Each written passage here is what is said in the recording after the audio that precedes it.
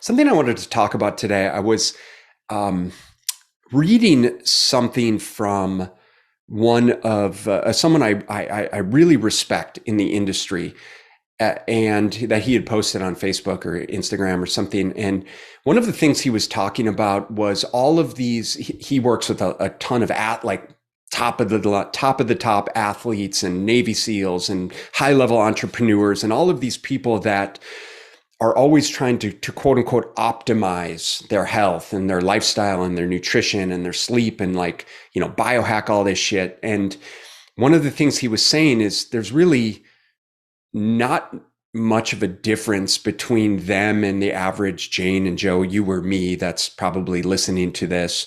Is we all want to optimize to some degree, but shifting the way that we think about optimization from what more do I need to do to how do I do less dumb shit, basically, is what he was saying. At the end of the day, is what differentiates all of these high level elite performers in whatever capacity that is from the average Jane and Joe. It's not that, they're necessarily doing that many different things. Perhaps all of our nutrition ends up being pretty good. Yes, we all train intensely in the gym. We try and optimize sleep and so on and so forth. It's just they end up doing less dumb stuff that really can become a differentiator, to say nothing of all genetic potential and all of that kind of stuff. So so there's a few things that I'm going to share with you today that I perceive to be big needle movers that aren't really like these amazing biohacks. It's really just how can we do more smart stuff more frequently and less dumb stuff. And so these all we certainly consider fat loss strategies. And these fat loss strategies are all revolving around basically trying to help our body become a fat burning machine. And I'm going to use that terminology very loosely because our body's always burning fat to some degree and really has so much to do about kind of what level of physical activity we're in, what intensity of physical activity we're in. But just at rest is we're burning fat as fuel, which I think most people don't realize. They think we have to be like exerting ourselves to some significant degree to be burning fat. But the reality is like at rest, we're burning a decent amount of body fat.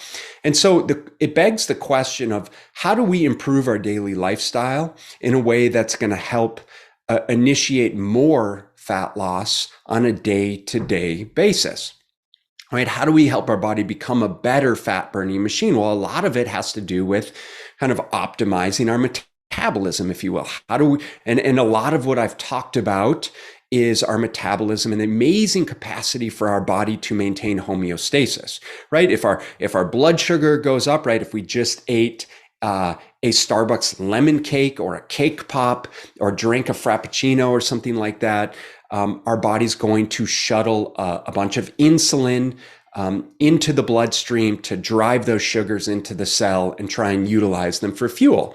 If we miss a meal and our blood sugar's starting to drop, our body's going to push a bunch of cortisol out. Cortisol is a stress hormone that's a glucocorticosteroid, which inadvertently elevates blood sugar levels so that we can fuel our muscles and our cells and tissue and for energy, right? And so it has all of these amazing capabilities.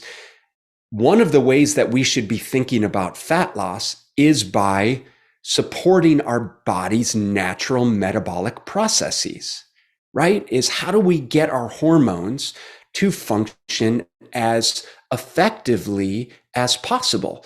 And the very best way that we can do that is by maintaining stable blood sugar levels, by doing things that are going to help us maintain stable blood sugar levels. Now, one of the things that we know about longevity long term for cultures that have the most centenarians, the blue zones around the world, the people that live the longest, is invariably they're physically active, they don't overeat, They drink a little bit of alcohol. They have a strong sense of community, but within all of that is they do a really good job maintaining their blood sugar levels. And a lot of this has to do with their meals and meal times. And so the first strategy that I want to share with you guys, and I'm going to share 3 strategies around how to basically optimize our metabolism or build a better fat burning machine. The first strategy is really by structuring our meals, or how to structure our meals in a way that's going to support blood sugar. And very simply, what we should be doing is eating 3 to 4 meals per day with anywhere from 3 to 5 hours in between. And now I know that might seem counterproductive or counterintuitive to a lot of you. You might think that, you've heard all of these things about intermittent fasting or time restricted feeding, or, only drinking coffee and butter for your meal 1, or not eating your first meal until afternoon. But the reality is, for most of us,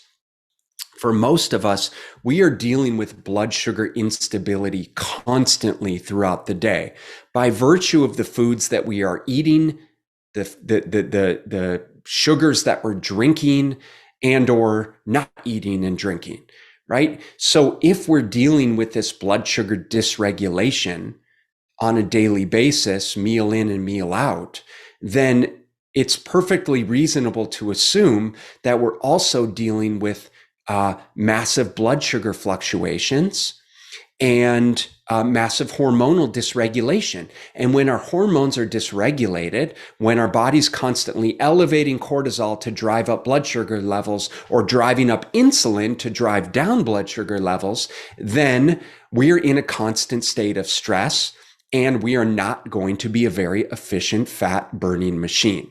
So this is not sexy, but for so many of us, simply eating 3 square meals without snacking in between, in and of itself, is a very, very potent fat loss strategy, as opposed to doing more dumb shit around, if we already aren't eating healthy food, if we already aren't eating enough protein at each of our meals, which I've talked to ad nauseum before and will continue to talk about, because it's that important. If we're not already doing that, then we have no business turning to these advanced fat loss strategies around intermittent fasting, around time restricted feeding, around, frankly, ketogenic dieting, around, you name it. You name it. Instead, it's like, why can't we just commit to being consistent with 3 square meals, again, without snacking in between? And there's plenty of research to show why snacking in between meals is problematic. Of most importance is really just we end up eating too many calories. And so with that said, is we need to start to learn how to build a perfect plate from meal to meal. Now, those 3 meals could be spread out, could be split up kind of any way that you want, but it could be 8 a.m. and noon and 5 p.m., or it could be 10 a.m. and 3 p.m. and 7 p.m. But what we do know is we probably want them consistent in routine on a day-to-day basis, with certain amount of macronutrients, protein, carbs, and fats at each of those meals, some balance of protein, carbs, and fats. And so one of the things we talk about with clients is how to build the perfect plate. And we just give some very loose kind of diagrams or strategies around how to build this plate out. And what that would look like is, if you can imagine, if you're watching this, you can kind of imagine a plate. If you're listening, you just imagine a plate. And if you were to cut the plate in half, or just draw an imaginary line down the middle, half of that plate would be vegetables. Right? Half of the plate would be vegetables. We've got nutrient density, we've got high fiber, we've got very satiating foods, we've got relatively low calorie load. Now, if we were to take the other half of the plate and we just split that half in 2, so we have a quarter, 1/4 of that plate should be a lean protein source. You name it: chicken, fish, steak, pork, elk, bison, shrimp, whatever, seafood, right? Like, you name it, doesn't matter. Well, then we've got a good chunk of high quality, bioavailable protein that's going to help with blood sugar regulation and satiety and cellular integrity and muscles and tendinous structures and brain function and neurotransmitters and on and on and on. And then we've got the other quarter of the plate could be some sort of starchy carbohydrate. It could be a higher starch veggie like a squash or it could be a potato, it could be rice, it could be bread, doesn't really matter. But if more people were able to simply focus on building out a perfect plate multiple times per day, and doing less of the things that cause these massive levels of dysregulation in the body by virtue of eating and drinking too much sugar, skipping meals, only drinking coffee and not eating real food in the morning, and generally just sticking to the standard American diet of freaking cereal and juice first thing in the morning, well, we would be a lot better off, right? We'd have much better blood sugar regulation. Therefore, we'd be functioning more effectively and optimally from a hormonal standpoint. And we'd be a lot better likely to, one, manage our calorie intake, and two, we'd be a lot more likely to manage the hormones that help us burn body fat on a daily basis, which all comes back to helping our body become a better fat burning machine. That's strategy number one, is building out your perfect plate, 3 to 4 meals per day with 4 to 5 hours basically in between each of those meals.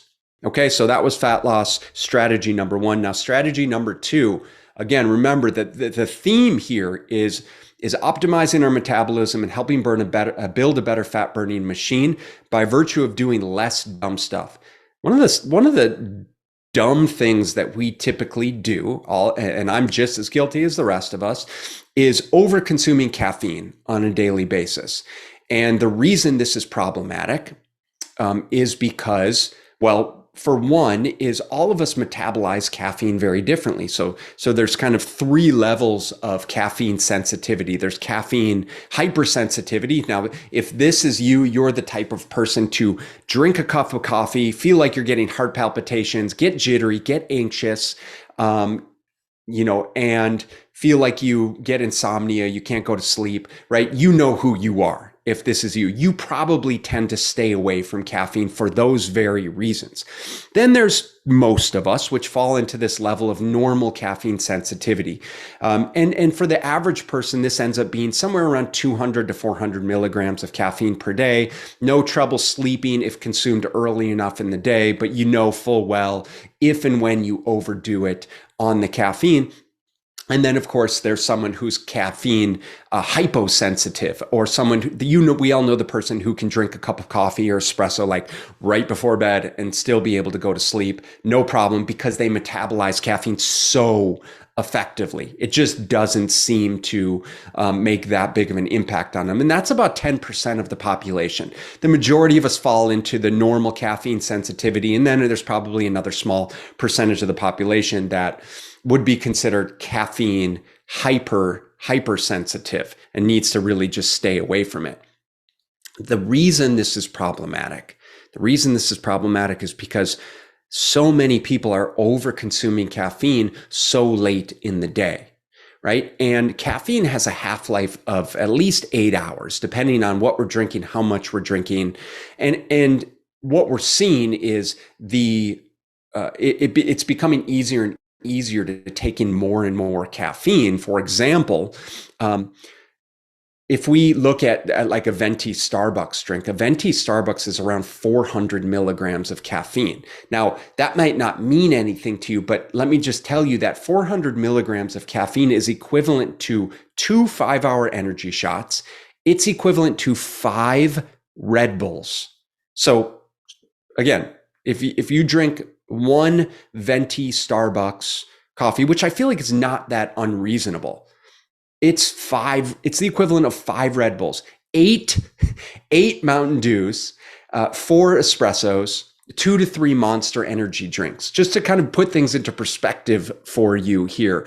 So as you can imagine, that is a lot of caffeine. Now, caffeine has a half-life of 8 hours, which means if we drink one of those venti Americanos at 2 p.m., well, that caffeine is still going to be in our system at 10 p.m.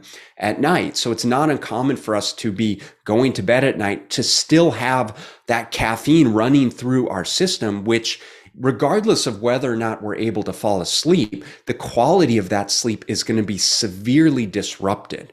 And you and I both know that quality sleep is extremely important from a hormonal standpoint if we're working to optimize our body's fat burning mechanism, right? So again, if we're doing less dumb stuff, well, we probably should consider drinking less caffeine on a daily basis for this very reason, is because for so many people, they're drinking caffeine, too much caffeine, too late in the day. It's thereby disrupting sleep. If you're not getting normal sleep patterns or quality sleep patterns, then you are going to be in a position where you're playing catch up all of the time. You're going to be overproducing insulin and cortisol. You're going to have hunger. You're going to have cravings. You're going to end up overeating calories. You're going to have poor blood sugar. You're going to have blood sugar dysregulation. We know that people who sleep less end up eating more calories on a daily basis and have a harder time managing blood sugar. You can't think as clearly, and on and on and on. And so the second strategy here really comes down to effectively managing your caffeine intake. I would strongly encourage you keep the caffeine to before noon on a daily basis and really limit the amount that you're consuming. And here's the thing, guys, is if you feel like you're waking up and you absolutely need caffeine to get going, that in and of itself is problematic because you're simply using it as a Band-Aid to make up for whatever is contributing to a lack of natural energy. Now, I know so much of this ends up being habitual, right? Is just the habit of getting up and drinking coffee, which is okay as long as you're being reasonable about how much and why you're drinking it. And so I challenge all of you that are listening to actually take a look at your caffeine intake, how you're using it, if you're using it wisely, and perhaps if you need to take a period of time and back off. One of the things my wife and Christine and I have been doing more and more frequently is I'll do a regular coffee. We got this Nespresso, the Vertuo, which I strongly recommend, by the way. It is a fantastic piece of equipment, but so it basically makes kind of espressos or Americanos. And so we'll have a regular one. And then the rest of the day, because I love coffee, I'll just drink a decaf. Sometimes I'll drink a half calf. But I'm really trying to be cognizant of the caffeine intake for these very reasons. Now, if I could make one other suggestion is before you decide to drink coffee in the morning, make sure you're drinking a huge glass of water. And for so many of us that are feeling run down on a daily basis, I'd encourage you not to drink coffee until you're eating real food with it. Because remember, caffeine is a stimulant. And anytime we're stimulated, our body's going to produce a stress response. And for many of us, that means that when our body's producing that stress response, specifically cortisol, the stress hormone, we're also going to be producing more blood sugar because cortisol is what we call a glucocorticosteroid. Now, that's problematic for a lot of people because they already have blood sugar dysregulation, like I talked about with strategy number 1.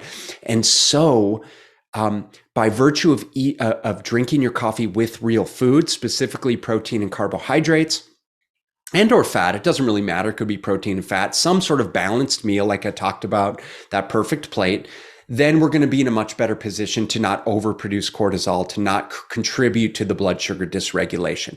So please keep that in mind. If you're someone who feels like you're overly fatigued, if you have thyroid issues, if you have Hashimoto's, which is an autoimmune aspect of thyroid issues, I would strongly encourage you do not drink coffee until you're eating real food, if at all, to help you better manage your adrenal function and thyroid function. Okay, so that was strategy number 2, is really looking into your caffeine intake. And then strategy number 3, the last strategy that I'm going to share with you guys, is how do we go about eating more nutrient-dense food on a daily basis? Because one of the things that we are realizing in our modern westernized world is we are extremely mineral deficient, right? These are what we know about the macronutrients, the protein, carbs, the fats, but something we don't talk about very frequently is micronutrients. These are vitamins and minerals.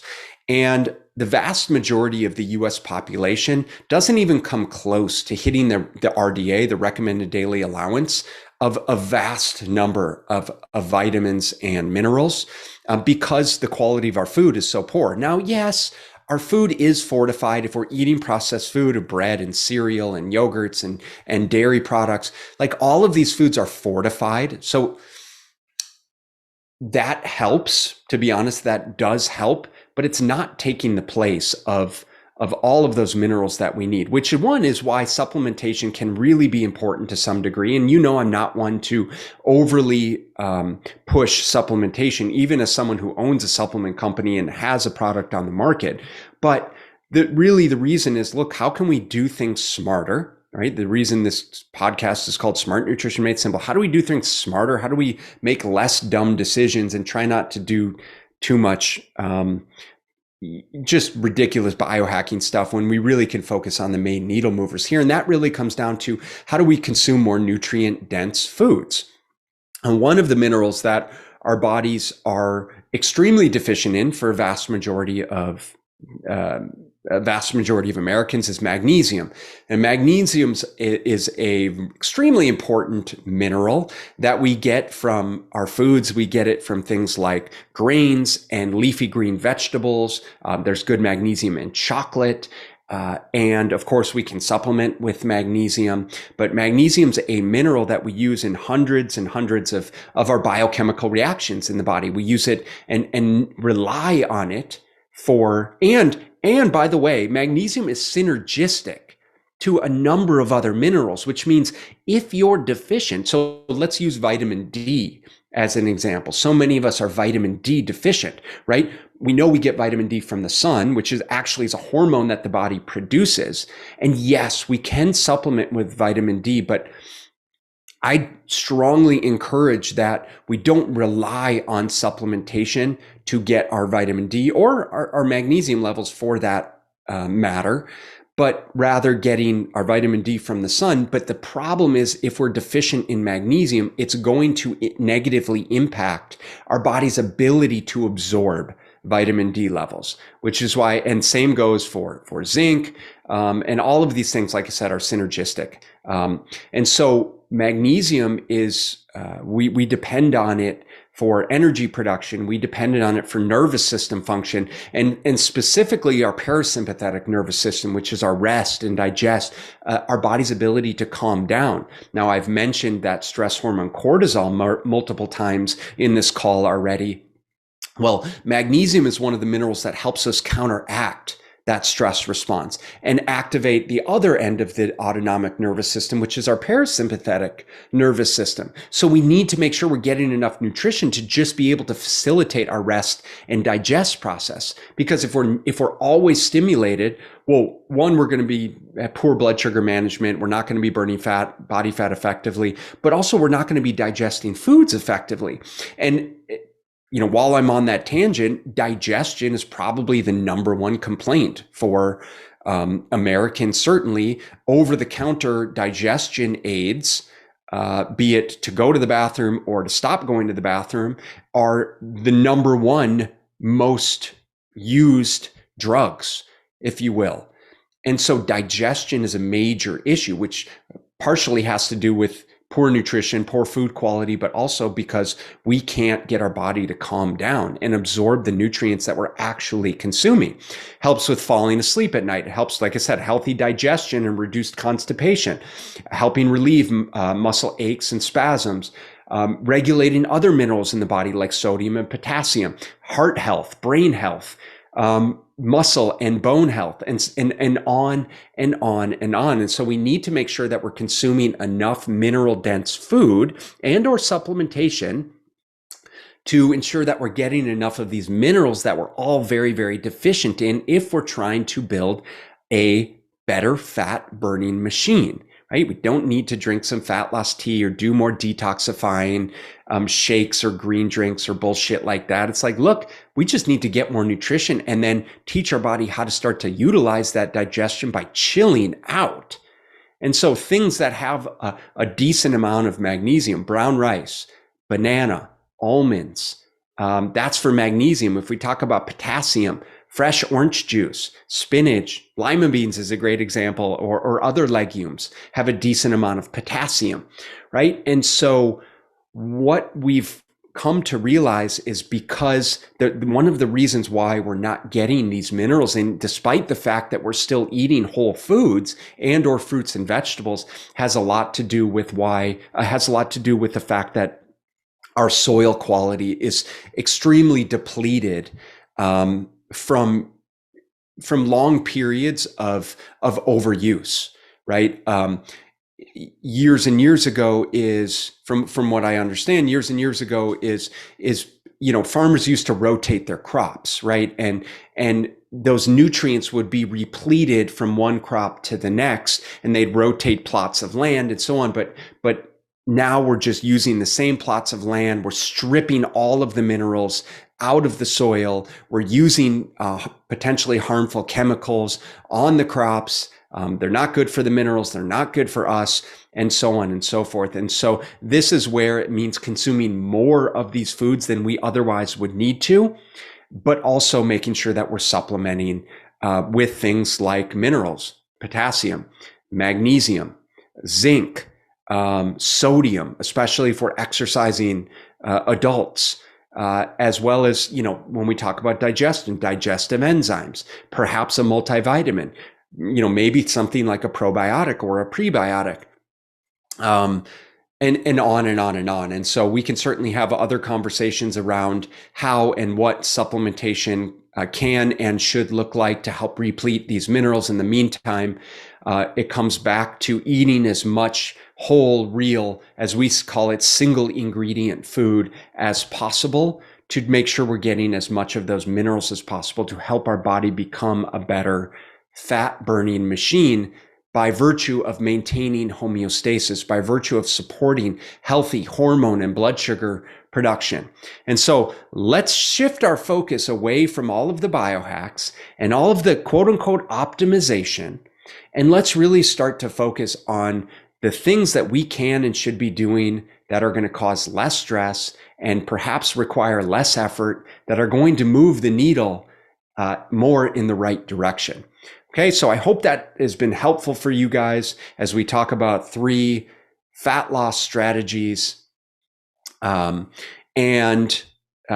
you would like more information about these fat loss strategies, I have put together a guide called the Fat Loss Fix Guide. You can find that in the show notes or comment below Fat Loss Fix Guide, and I will make sure to send it to you, where I outline in a little bit more depth these 3 fat loss strategies that we can employ today that are going to help you move the needle in your fat loss goals, as well as improve your health and lifestyle. I appreciate you guys tuning in. Much love, and I'll catch you guys in the next episode.